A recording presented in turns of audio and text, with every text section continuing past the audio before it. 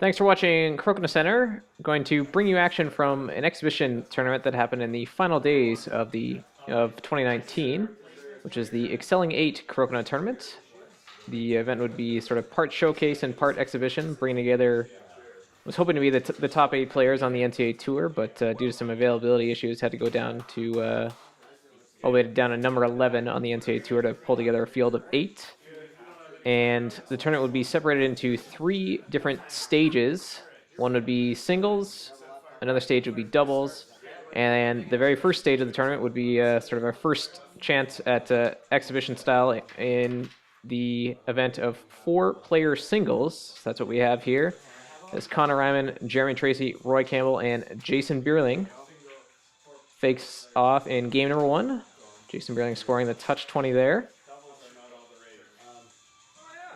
See a little bit of confusion with the format already. Jeremy Tracey looking to jump the gun on his shot there.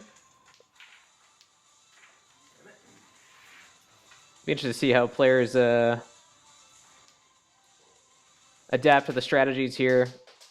Probably only played 4-player singles a couple times just for recreation. It's sort of the first crack at a 4-player singles in a competitive style.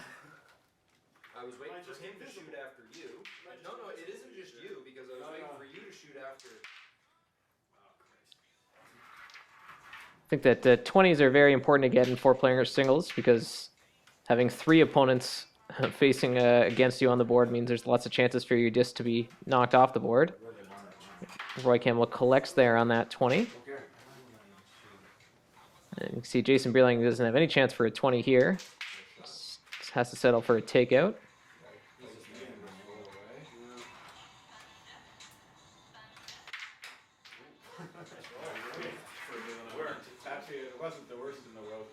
Jeremy Tracey lines up a nice ricochet 20 there to go.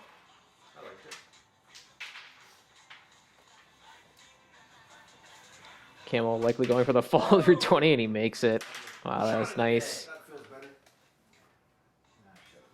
So Campbell and Tracey tied at 220s each for the lead. Campbell with a slight edge being that he's shooting after Jeremy Tracey in this round.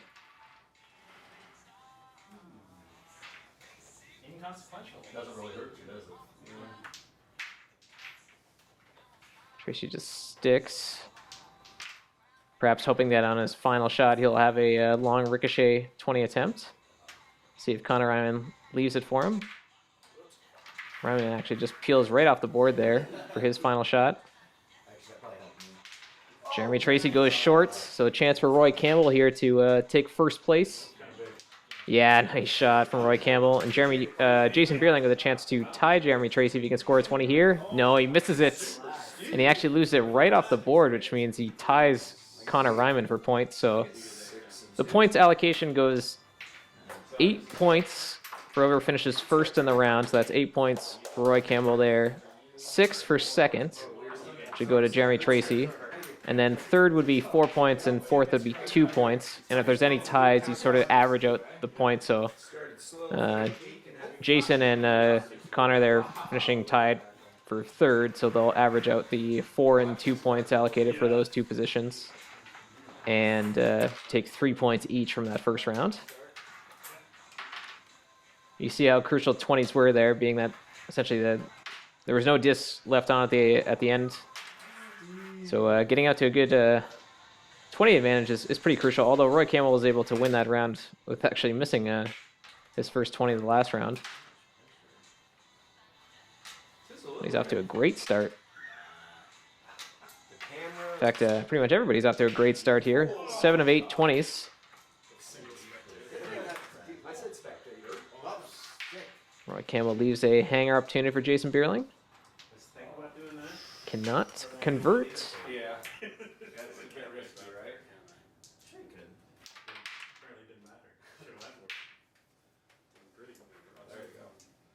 So Connor Reinman has the hammer in this round, but is trailing on the 20 count to all 3 players.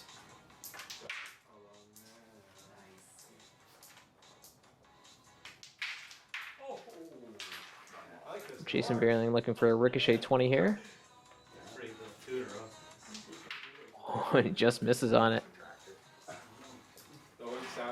I think in general, it's pretty hard to sort of see too much complex strategy developing for these players, at least early on. You're expecting that most players are just going to be going for 20s if they see a possibility.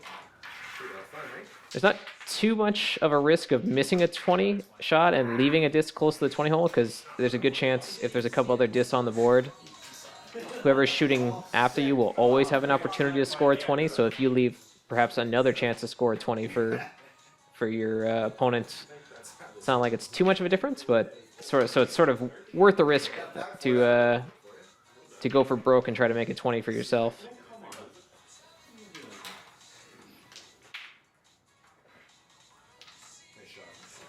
I think you'll see a lot of that too, as players not even going for takeouts there, like Connor Reinman. He was just going for a 20, not even worrying about getting the disc off the board, because the 20 is really the most important thing for him. You score that 20, and those are points that can't be removed. And see, Roy Campbell is going to find that out the hard way here, as he just misses on that shot, and now his disc is definitely going to be knocked off the board by Jason Beierling, and Jason Beierling just misses.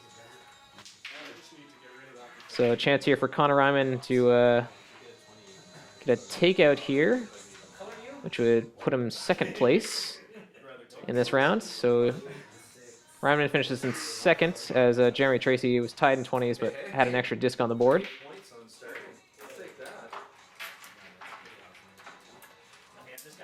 There's definitely a lot going on here. I think I don't know how the players are handling the strategy here, but certainly from a commentary standpoint, it seems like it's quite a bit harder to keep up with the unique aspects of play for all four players on the board. What's interesting to see the mistakes on the open 20s from the first two shots from Campbell and Beierling.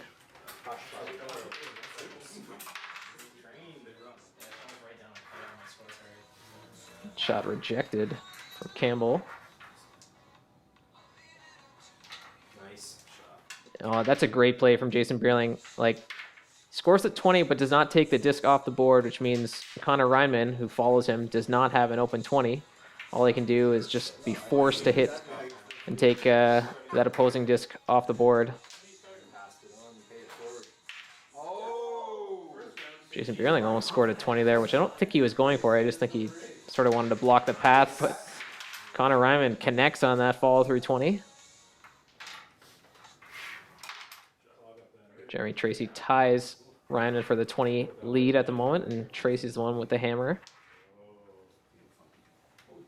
Let's see an opportunity for a 20 here for Reinman, so let's see what he does. Just hits and sticks in the 15. Tracey looks like he was lining up a double takeout there, perhaps with a follow-through. Campbell can't make the 20 to go, so he leaves a hanger here for Jason Beierling. And Jason Beierling enjoys the crew up at the top with 2 20s each. Reinman's, that's his own disc on the board, so he secures that open 20 and puts him well ahead. Jeremy Tracey's got a wasted disc off to the far side of the board. Coming up on the final shots here.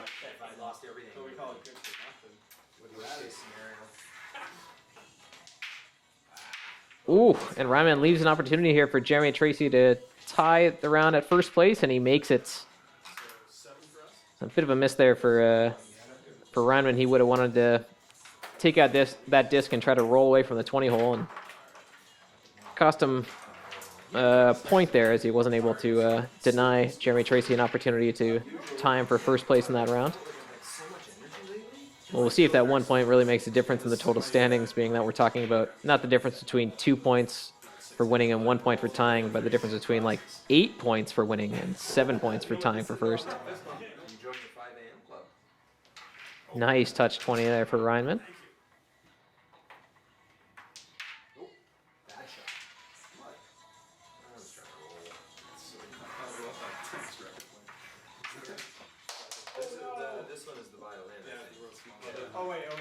Ooh, miss there for Jason Beierling.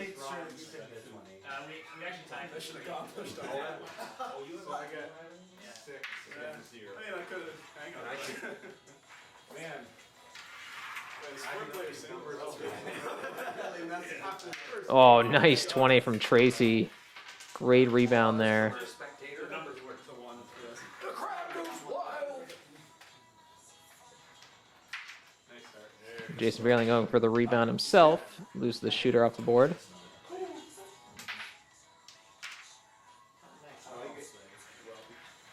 You're welcome. Yeah, Roy's happy if no one else takes the 20. Yeah. You're welcome. That is right down to 2. You just drop it. It's good. Interesting. Go on, give me 20 and take the straight take Rest out up of for the next game. Nice. Right up. Move that black one or else Roy's going to use it.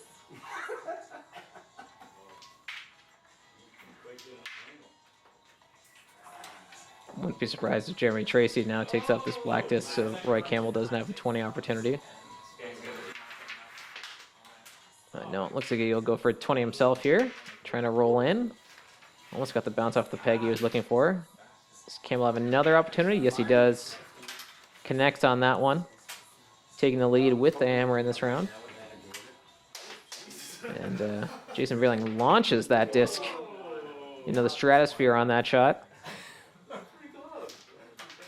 Reinman had made a couple fall through 20s, but does not connect on that one. Nothing for Tracey to shoot at here. Left an opportunity for Campbell to try to roll in if he wants to. He doesn't have to. So that was a slap in Jason's face because he doesn't think Jason can get anything Oh, on yeah. it. Well, I couldn't. I thought he was gonna waste this hand. He's just though, got and he's make got a me pro shoot track. it. Let's see. I figured if I screwed that up. So Reinman with the last chance here. Long follow through, or sorry, long ricochet. Almost made it. And he's given Jeremy Tracey a chance here for a 20, which he misses on.